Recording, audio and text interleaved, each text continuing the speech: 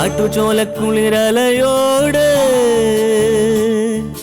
കാറ്റു പറഞ്ഞൊരു കഥയാണീ. കുരുന്നുപൂവിൻ കവിളുരുമി കരിവൻ തോതിയ കഥയാണീ. കാട്ടുചോലക്കുളിരലയോട് കാറ്റു പറഞ്ഞൊരു കഥയാണീ. കുരുന്നുപൂവിൻ കവിളുരുമി കരിവൻ തോതിയ കഥയാണീ. കഥ കഥ കഥ കാക്കത്തൊള്ളായിരം, കഥ കഥ കഥ കാക്കത്തൊള്ളായിരം.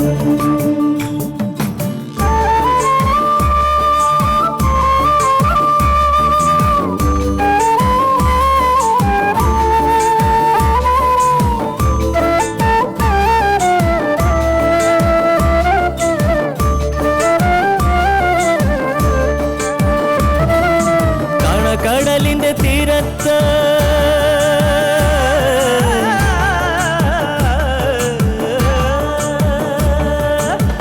കടലിന്റെ തീരത്തണയണ തിരകൾ പറയണ കഥയാണ്.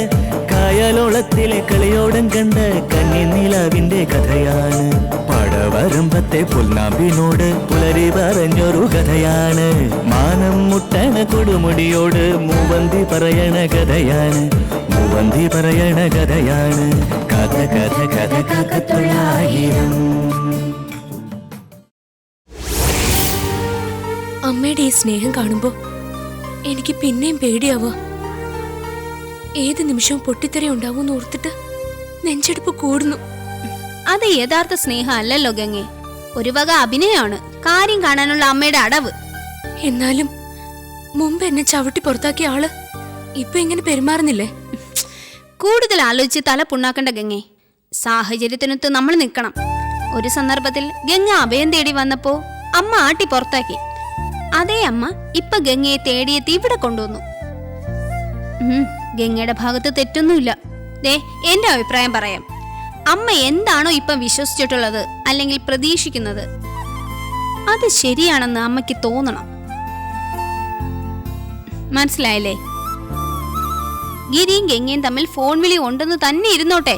പക്ഷേ അങ്ങനെ ഇല്ലെന്നാണോ പറയാൻ വരുന്നത്? അത് സത്യം. ആ സത്യം തൽക്കാലത്തേക്ക് മറച്ചു വെച്ചേ പറ്റൂ. നിങ്ങൾ തമ്മിൽ വിളിക്കാറുണ്ട്. അത്തരത്തിൽ മുന്നോട്ട് പോകണം. എന്നാലും ഇത്രയും വലിയൊരു നുണ പറയുന്നത് നിലനിൽപ്പിന് വേണ്ടി, വേറെ വഴിയില്ലാത്തതുകൊണ്ടാ. അതിൽ അപകടം ഉണ്ട് സുമം. ഇനി ഗിരി വിളിക്കുമ്പോ ഫോൺ അമ്മയ്ക്ക് കൊടുക്കണമെന്ന് പറഞ്ഞ എന്ത് ചെയ്യും? അത് അന്നേരമല്ലേ. എന്ത് ചെയ്യണമെന്ന് അപ്പ ആലോചിക്കാം. ഇപ്പൊ ഇങ്ങനൊരു വഴി തോന്നിച്ച ദൈവം സഹായിക്കാതിരിക്കില്ല.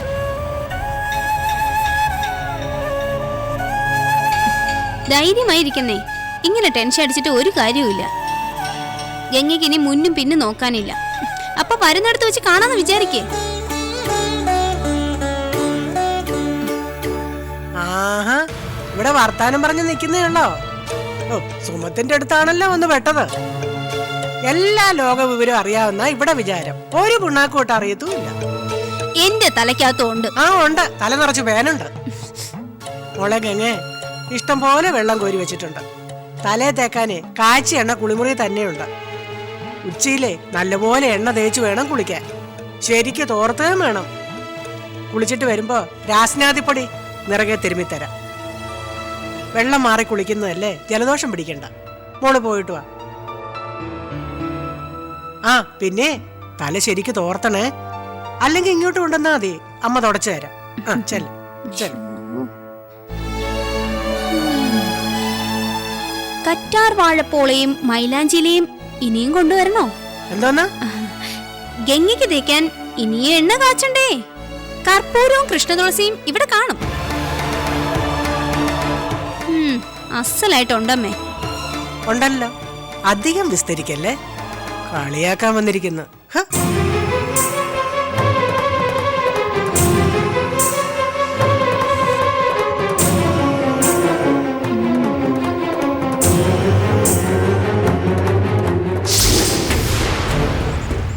ഗംഗമോള് നീരാട്ടിന് കേറിയോ?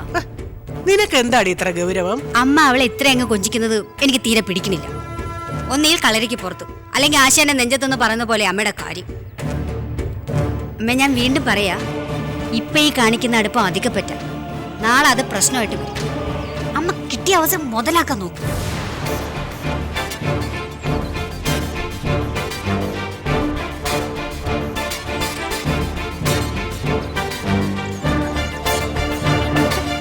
എടുപിടിന്ന് ഞാൻ എന്ത് ചെയ്യണമെന്നാ നീ പറയുന്നത്? ഒരു മയത്തിൽ വേണം ആദ്യം അവളോട് ഇടപെടാനെന്ന് നീ തന്നെയല്ലേ സുലോചനെ പറഞ്ഞ്? അതല്ലേ ഞാൻ ചെയ്യുന്നുള്ളൂ. ഗംഗയ്ക്ക് പരവതാനി വിരിച്ചു കൊടുക്കണമെന്ന് ഞാൻ പറഞ്ഞില്ല. അവൾക്ക് കുളിക്കാൻ വെള്ളം കോരുന്നു, എണ്ണയെ സോപ്പ് എടുക്കുന്നു, രാസ്നാദി പൊടി എടുക്കാൻ ഓടുന്നു, ഉണ്ടപ്പൊടി വേണോ അവലോസ് ഉണ്ട വേണോ എന്ന് ചോദിക്കുന്നു. ഇതെന്തോന്ന് അമ്മേ? നീ ഇല്ലാത്ത പറയല്ലേ. അവക്കൊരു പരിഗണന കൊടുത്തെന്നുള്ളതും നേരം. അത് അവളെ നമ്മളുമായിട്ട് അടുപ്പിക്കാനാ. ഇവിടെ ഒരു സ്ഥാനമുണ്ടെന്ന് അവക്ക് തോന്നണം. അതിനിങ്ങനെ തലയെ കയറ്റി വെക്കേണ്ട കാര്യമൊന്നുമില്ല. ഇതിപ്പോ മുമ്പ് കാണിച്ച ദേഷ്യത്തിനെല്ലാം കൂടി പ്രായച്ചിത്തം കാണിക്കുകയാണെന്നേ അവൾക്ക് തോന്നുള്ളൂ. അതവള് മുതലാക്കാൻ ശ്രമിക്കും. ഗംഗയെ വീടുമായി അടുപ്പിക്കാനാണെങ്കിൽ വഴി ഇതല്ല. പിന്നെ ഞാൻ പറഞ്ഞ അമ്മ കേക്കോ അതോ ചാടിത്തുള്ളൂ? ആ പറ. ഗംഗയ്ക്ക് ഈ വീടിനോട് ഒരു ഉത്തരവാദിത്വ ബോധം വേണം. ഈ വീട്ടിലെ കാര്യങ്ങൾ കൃത്യമായിട്ട് അറിയണം. ഓരോ ദിവസവും തള്ളി നീക്കുന്നത് എങ്ങനെയാണെന്ന് അവൾക്ക് മനസ്സിലാവണം. ഇവിടത്തെ ദുരിതങ്ങൾ അവിടെ മുമ്പിൽ വർണ്ണിക്കണമെന്നാണോ നീ പറയുന്നത്? വർണ്ണിക്കണ്ട, പക്ഷേ ബോധ്യപ്പെടുത്തണം. ഇവിടെ ദുരിതങ്ങൾ ഉണ്ടായത് അമ്മയ്ക്ക് കിടക്കാൻ ചന്ദനക്കട്ടിൽ പണിയിച്ചുകൊണ്ടല്ല, ഞങ്ങൾക്ക് 10 പവന്റെ ഓരോ മാല വാങ്ങിച്ചതുകൊണ്ടും അല്ല. പകരം ഗിരിക്ക് വേണ്ടിയാണ്. ഉണ്ടായിരുന്ന പശുവിനെ വിറ്റതും ബ്ലൈഡ് പലിശയ്ക്ക് പണം വായ്പ വാങ്ങിയും ഗിരിയെ ഗൾഫിൽ അയച്ചുകൊണ്ടാ നമ്മൾ ഈ ദുരിതത്തിലായത്. ആ ഉത്തരവാദിത്വത്തിന്റെ ഒരു പങ്ക് ഗംഗയ്ക്കുള്ളതല്ലേ? അവൾ അറിയേണ്ടതല്ലേ? അതോ ഗിരിയുടെ വീട്ടിൽ വിരുന്നുകാരിയായിട്ട് കഴിയാൻ വന്നതാണോ അവള്? പക്ഷേ ഗിരി ഇവിടുന്ന് പോയത് അവക്ക് വേണ്ടിയല്ലല്ലോ, നമുക്ക് വേണ്ടിയല്ലേ. ഈ വീട് രക്ഷപ്പെടാനായിട്ടല്ലേ. ഓ, അമ്മ ഇതെന്താ സുമത്തെ പോലെ സംസാരിക്കുന്നത്? ഗംഗ ഇപ്പൊ ഇവിടെയല്ലേ ഉള്ളത്. നമ്മളിപ്പോ അവളെ ഇങ്ങോട്ട് കൊണ്ടുവന്നത് ഗിരിയിലേക്കുള്ള വഴി തെളിയാനാണ്. അവളുടെ വഴിയല്ല, നമ്മുടെ വഴി. അപ്പൊ അവന് വേണ്ടി വിറ്റതിന്റെ പണയപ്പെടുത്തിയതിന്റെ ഒരു ഭാഗം അവളും കയ്യിൽ നിന്ന് തരണം. അപ്പോഴേ ഉത്തരവാദിത്തം വരൂ. കൈമുടക്കുണ്ടെങ്കിൽ കാര്യങ്ങൾക്കൊരു ചൂടുണ്ടാവും. മാധവ മാഷ് മരിച്ചപ്പോൾ ആ ശരീരമേ ദഹിപ്പിച്ചോളൂ. സ്വത്തും പണമൊന്നും കത്തിച്ച് കളഞ്ഞില്ല. മക്കൾക്ക് വേണ്ടിയാണ് അങ്ങേര് സമ്പാദിച്ചു വെച്ചത് അത്രയും. അതുപോലെ തന്നെ അതിപ്പോഴും കാണും. അത് ശരിയാണല്ലോ. ആ, അങ്ങനെ അമ്മയായിട്ട് ചിന്തിക്കേ. ഗംഗ ഗിരിയെ കാണാൻ വേണ്ടി ഒളിച്ചോടിയത് അവളുടെ കല്യാണം നടക്കേണ്ടതിന്റെ തലേ രാത്രിയിലാണ്. അപ്പൊ അവൾക്ക് വേണ്ടി എടുത്ത സ്വർണ്ണമല്ല എവിടെ? എന്തായാലും കല്യാണത്തിന് അണിയേണ്ടി വന്നില്ലല്ലോ. തീർച്ചയായിട്ടും അത് അവളുടെ കൈ കാണും. ഇങ്ങനെ 13-ാം മണിക്കൂറിൽ ഒടിച്ചോളുന്ന ഒരു പെണ്ണും വെറും കൈയോടെ വീട്ടിൽ നിന്ന് ഇറങ്ങില്ല. കൈ കിട്ടാവുന്ന എല്ലാം വാരിയെടുക്കും. എങ്കിലല്ലേ ആണിന്റെ മുമ്പിൽ ആളാവാൻ പറ്റൂ. ഒരു കല്യാണത്തിന് വേണ്ടി എടുക്കുന്ന സ്വർണം എന്ന് പറയുമ്പോ അമ്മ ഊഹിച്ചു നോക്ക്. അത് മുഴുവൻ എടുക്കാൻ ഒത്തില്ലെങ്കിലും കുറെ അവളുടെ കൈ കാണുന്നുള്ള ഉറപ്പല്ലേ? അന്നിവിടെ വന്നപ്പോ അമ്മ രാത്രി ഇറക്കി വിട്ടപ്പോ ഞാൻ മാത്രമല്ല നീയും കൂടെ ചേർന്ന് ഇറക്കി വിട്ടു. സമ്മതിച്ചു. റോഡിൽ തള്ളിവിട്ടിട്ടും ഗംഗ പോയില്ല. വീണ്ടും കയറി വന്ന് വെളിയിലിരുന്ന് നേരം വെളുപ്പിച്ചു. അതും മഴ നനഞ്ഞു. കയ്യിൽ ആഭരണം കാണും, അതാ പോകാതിരുന്നത്. അമ്മ ഇപ്പൊ അവളുടെ മുമ്പിൽ നല്ലമ്മയാണല്ലോ. നയത്തിൽ സംസാരിച്ച് ആ സ്വർണ്ണാഭരണങ്ങൾ കൈക്കലാക്കണം. ഗിരിയുടെ വീടിനോട് അങ്ങനെയാ ഗംഗ സ്നേഹം കാണിക്കേണ്ടത്. ആ സ്വർണം വിറ്റിട്ട് നമുക്ക് കടം വീട്ടാം. ശരിയാ. ബാക്കി വരുന്ന പൈസ ബാങ്കിലിടണം. ബാങ്കിലോ? അപ്പൊ എന്റെ കാര്യമോ? ബാക്കിയുള്ളത് പവിത്രേട്ടന് കൊടുത്ത് എന്റെ കാര്യത്തിൽ ഒരു തീരുമാനം ഉണ്ടാക്കണം. ഞാൻ കര കയറട്ടെ. കടം വീട്ടാം, അത് നല്ല കാര്യ. പക്ഷേ ബാക്കി കാശ് പവിത്രന് കൊടുത്താ നീ കര കയറുമെന്ന് വിചാരിക്കുന്നുണ്ടോ? ഓ, അതൊന്നും നടക്കുകയല്ല. അതെന്താ എന്റെ കാര്യം പറഞ്ഞപ്പോ അമ്മയ്ക്കൊരു നടക്കായിക? ഞാനെന്താ ഇവിടെ ഇങ്ങനെ കഴിഞ്ഞാ മതിയോ? വീട്ടിലെ മൂത്ത ആളല്ലേ ആദ്യം രക്ഷപ്പെടേണ്ടത്. നിനക്ക് നിർഗുണനായ ഒരുത്തനെ കിട്ടിയതിന് ബാക്കിയുള്ളവരെന്ത് പഴച്ചു? ഞാൻ പോയൊരു നിർഗുണനെ കണ്ടുപിടിച്ചോണ്ട് വന്നതല്ല. അമ്മയും ചേർന്ന് ആലോചിച്ച് നടത്തി തന്ന കല്യാണം.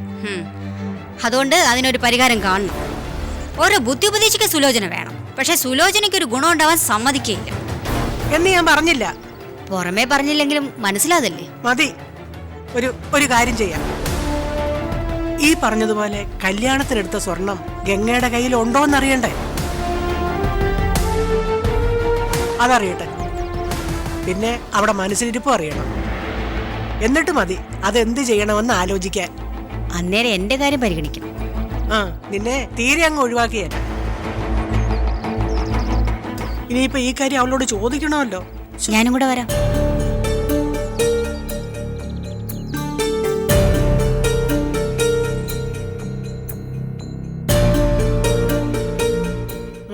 എന്താടി? അമ്മയും ചേച്ചിയും കൂടി എടുക്കുന്ന ഈ നിലപാട് ഒട്ടും ശരിയല്ല. ഗംഗയുടെ കയ്യിലുണ്ടെങ്കിലും ആ സ്വർണം നമ്മൾ വാങ്ങിക്കുന്ന തെറ്റ് തന്നെയാ. ഈ കാര്യമൊക്കെ നീ എങ്ങനെ അറിഞ്ഞു? നിങ്ങൾ പറഞ്ഞേക്ക് ഞാൻ കേട്ടു. ആഹാ, അവിടെ ഇവിടെ ഒളിച്ചും പതുങ്ങി നിന്ന് ബാക്കിയുള്ളവർ പറയുന്നത് കേക്കലാണോടി നിന്റെ പണി? അത് ശരിയാണോ? എന്താ അമ്മേ? ആ പെണ്ണിനോട് സ്വർണം ചോദിക്കാൻ പാടില്ലെന്ന്, അത് ശരിയല്ല പോലും. അതിന് ഇവളുടെ അഭിപ്രായം ആര് ചോദിച്ചു? അത് തന്നെ. ഇവിടെ കാര്യങ്ങൾ തീരുമാനിക്കാൻ ഞങ്ങൾ മൂത്തവരുണ്ട്. നിന്റെ ആവശ്യം വരുമ്പോ പറയാം, അപ്പൊ ഇടപെട്ടാ മതി. ഗംഗയെ സോപ്പിടാൻ ഞാൻ വേണം, എന്തെങ്കിലും കാര്യം വരുമ്പോ ഞാൻ മാറി നിൽക്കുകയും വേണം.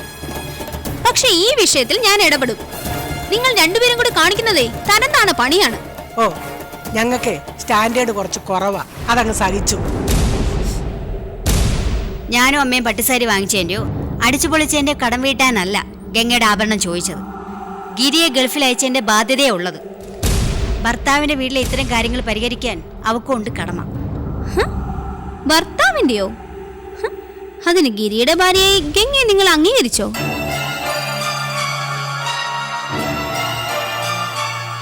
അയ്യോ, അത് ഞാൻ അറിഞ്ഞില്ല. ഭയങ്കര വേഷം കെട്ടില്ല തന്നെയാ. ഗംഗയെ കൊണ്ടുവന്നതിന്റെ ഉദ്ദേശം എന്താണെന്ന് എനിക്ക് നല്ലതുപോലെ അറിയാം. ഗംഗയ്ക്കും ചില സംശയങ്ങളുണ്ട്. ഇല്ലെങ്കിൽ നീ സംശയം ഉണ്ടാക്കുമല്ലോ. വല്ലവന്റെ സ്വർണം വിറ്റ് ചേച്ചിയുടെ സ്ത്രീധനം ബാക്കി കൊടുക്കാനുള്ള പരിപാടിയായി ശരിക്കും ചീപ്പാ. നീ വലിയൊരു അന്തസ്സുകാരി. നേരെ ചെവ ഉണ്ണാനും ഉടുക്കാനില്ലാത്തവരെ അധികം അന്തസ് പ്രസംഗിക്കല്ലേ. ഉണ്ണാനും ഉടുക്കാനും ഇല്ലെങ്കിലേ പോയി ഭിക്ഷ എടുക്കണം. അല്ലാതെ വല്ലവരുടെ മുതൽ പിടിച്ചു പറിക്കല്ല വേണ്ടത്. അതുകൊണ്ട് നിങ്ങൾ ചെയ്യുന്ന തെറ്റാണെന്ന് ഞാൻ എവിടെയും പറയും. എന്നെ തെറ്റ് ശരിയും പഠിപ്പിക്കാൻ നീ ആരാടി? അതിനൊരുത്തി ആളായിട്ടില്ല. പെറ്റു വളർത്തിയ അമ്മയോടും കൂടപ്പറപ്പിനോടാണോ നിനക്ക് സ്നേഹം, അതോ എവിടുന്ന് കയറി വന്ന പെണ്ണിനോടോ? ആ കൂടപ്പറപ്പുകളിൽപ്പെട്ട ആളാ ഗിരിയേട്ടൻ. ആങ്ങളയോടുള്ള സ്നേഹം ആത്മാർത്ഥമായതുകൊണ്ടാണ് ഗംഗയെ മുതലെടുക്കുന്നത് ശരിയല്ലെന്ന് ഞാൻ പറയുന്നത്. അപ്പൊ എന്റെ കാര്യോടി എന്ന് ഞാനിങ്ങനെ ഇവിടെ കഴിഞ്ഞാൽ മതിയോ? എനിക്കൊരു ജീവിതം വേണം. എന്താ നീ അത് ആലോചിക്കാത്ത? ഒരുത്തിയെങ്കിലും രക്ഷപ്പെടണമെന്ന് എനിക്ക് ഉള്ളിൽ ആഗ്രഹമുണ്ട്. അതിന് ഗംഗയെ പറ്റിക്കുന്ന എന്തിനാണെന്നാ ഞാൻ ചോദിക്കുന്നത്. ആര് പറ്റിക്കുന്നു? അവളെ നമ്മൾ സംരക്ഷിക്കുന്നില്ലേ? 3 നേരം ശാപ്പാട് കൊടുക്കുന്നുണ്ട്, എണ്ണ, സോപ്പ്, ആവശ്യമുള്ളതെല്ലാം വാങ്ങിച്ചു കൊടുക്കുന്നുണ്ട്. ആണിനോട് സ്നേഹമുണ്ടെന്ന് പറഞ്ഞ് ഒരു പെണ്ണും കയ്യും വീശി അവന്റെ വീട്ടിൽ വന്ന് താമസിക്കത്തില്ല. ഇത് ഒരു ഉപകാരവും ഇല്ലാതിരിക്കുന്ന സ്വർണം ഗിരിയുടെ ആവശ്യത്തിന് വേണ്ടി നമ്മൾ ചോദിക്കുന്നു കരുതിയാ മതി. അമ്മ ഇവളിവിടെ കിടന്ന് വെറുതെ തുള്ളുന്നതാ. ഗംഗയ്ക്ക് ഇക്കാര്യത്തിൽ അഭിപ്രായ വ്യത്യാസം ഇല്ലെങ്കിലോ? ആ, അത് ശരിയാ. അവക്കില്ലാത്ത പ്രശ്നം നിനക്കെന്താ?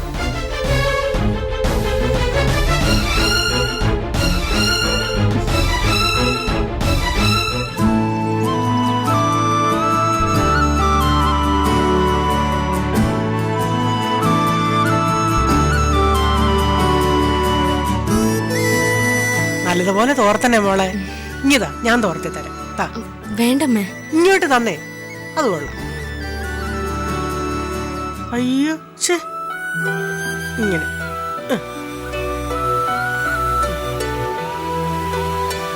തോർത്തി തരാവേ. ഇങ്ങോട്ട് കാണിക്കും.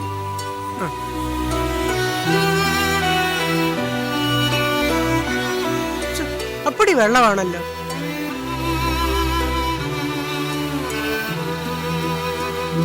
ആ, ഒരു കാര്യം മറന്നു.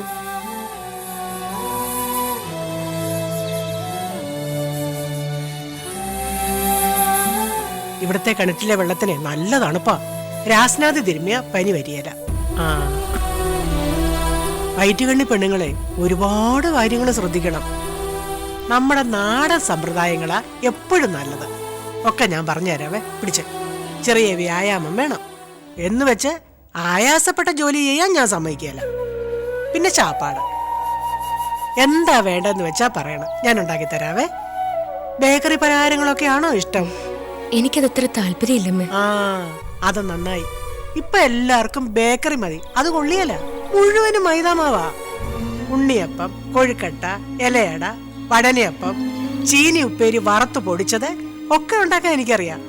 എന്തിന്? ശർക്കരയും തേങ്ങായും കൂടെ തിന്നു നോക്കിയേ. ഓ, രുചിയും ഗുണവും ഒരുപോലെയാ. ഒക്കെ നമുക്ക് ഉണ്ടാക്കാവേ. കൂടിയോണം കേട്ടെ. പിന്നെ ചെയ് വെച്ചാ മതി കേട്ടോ.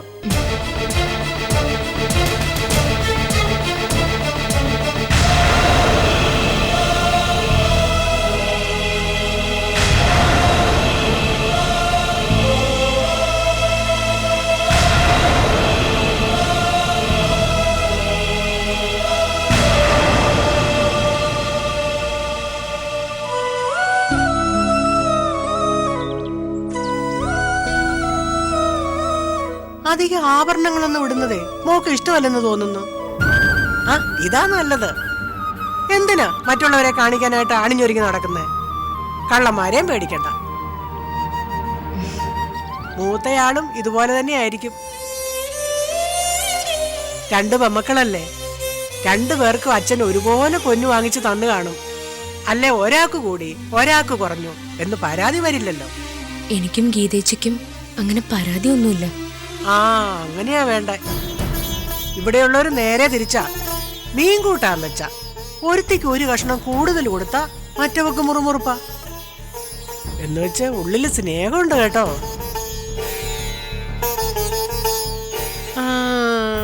ഗീതയുടെ കല്യാണ സമയത്തെ എത്ര പവന്റെ സ്വർണ്ണം എടുത്തു കൊടുത്തു മോളെ? 50. പിന്നെ സമ്മാനം കിട്ടിയതൊക്കെയായി കുറച്ചും കൂടി ഉണ്ടായിരുന്നു. എല്ലാം കൂടി ഒരു 10-60 പവനുണ്ടായിരുന്നെന്ന് ചുരുക്കം. ഒട്ടും കുറവല്ല. വസ്തുവായിട്ടും കാശായിട്ടും വേറെ ഉണ്ടല്ലോ. മോടെ കല്യാണം ഉറപ്പിച്ചപ്പോഴും അതില് ഒട്ടും കുറയാതെ സ്വർണം എടുത്ത് കാണുമല്ലേ? പക്ഷാഭേദം കാണിക്കരുതല്ലോ. മൂത്തതിന് 50 പവനെങ്കിൽ ഇളയതിനും 50. എന്നാലും എത്ര ഉണ്ടായിരുന്നു മോളെ? 50 വാങ്ങിയതും പിന്നെ ഉണ്ടായിരുന്നതും കൂടി ചേർത്ത് 55 പവൻ.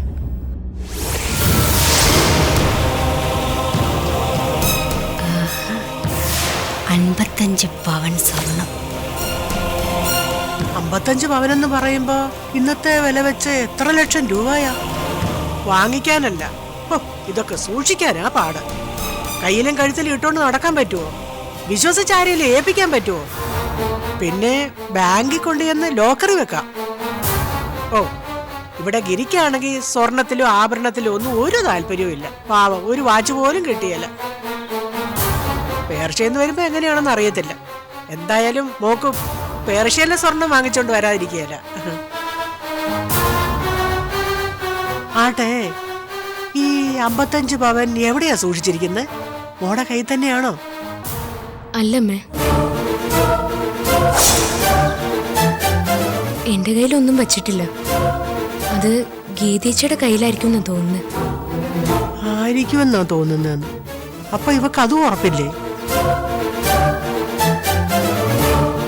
അത്രയും സ്വർണം ഞാനെങ്ങനെ കയ്യിൽ സൂക്ഷിച്ചു വെക്കുന്നത്? തന്നെയുമല്ല, ആഭരണത്തെക്കുറിച്ച് ഓർക്കാനുള്ള സാഹചര്യമൊന്നും അല്ലായിരുന്നല്ലോ. എന്നാലും ഗംഗയ്ക്ക് വേണ്ടി വാങ്ങിച്ചതല്ലേ? അതെന്തിനാ ചേട്ടത്തിയുടെ കയ്യിൽ വെച്ചേക്കണത്? പുള്ളിക്കാരത്തേക്കുള്ളത് നേരത്തെ കൊടുത്തതുമാണ്. ഞാൻ അത്തരത്തിലൊന്നും ഇതുവരെ ആലോചിച്ചിട്ടില്ല. എന്നെ ആലോചിക്കണം.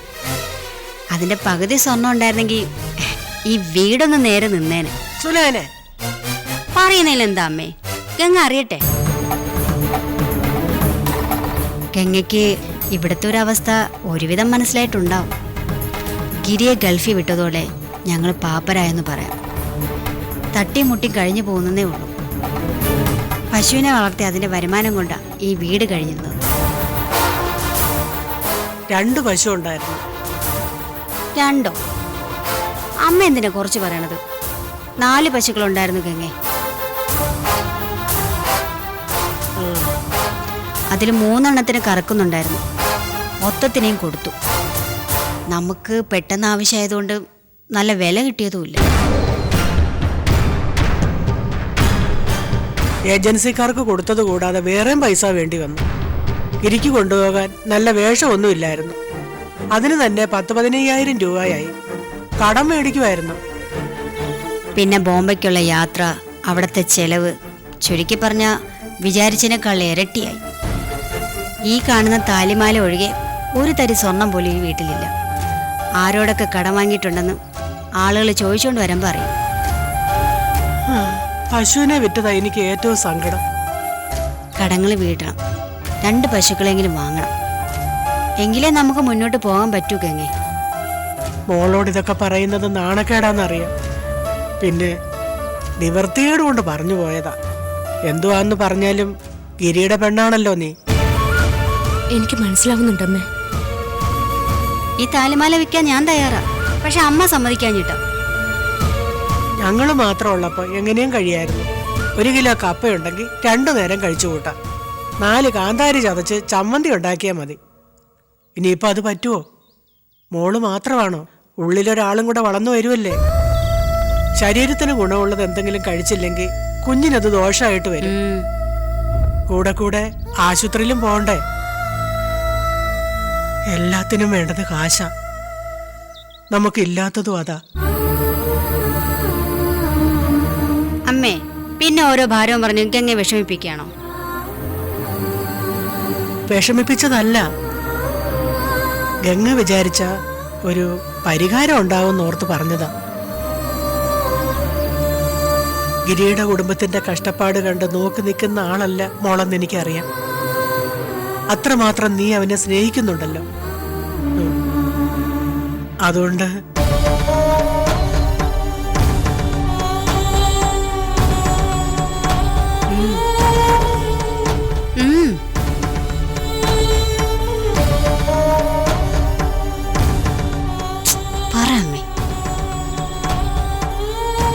എന്താ അമ്മേ? എന്തായാലും പറഞ്ഞോളൂ.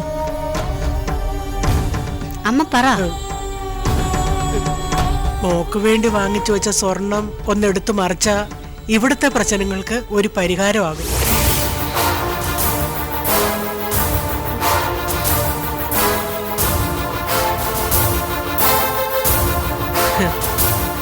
ഗിരിയെ ചൊല്ലിയ നമ്മൾ ഇങ്ങനെയായി പോയത്. പക്ഷേ ആ ആഭരണങ്ങൾ അതെന്റെ കയ്യിലല്ല. ചേച്ചിയുടെ കൈ കാണുമല്ലോ. എന്നായാലും മോടെ കയ്യിലിരിക്കേണ്ടതല്ലേ?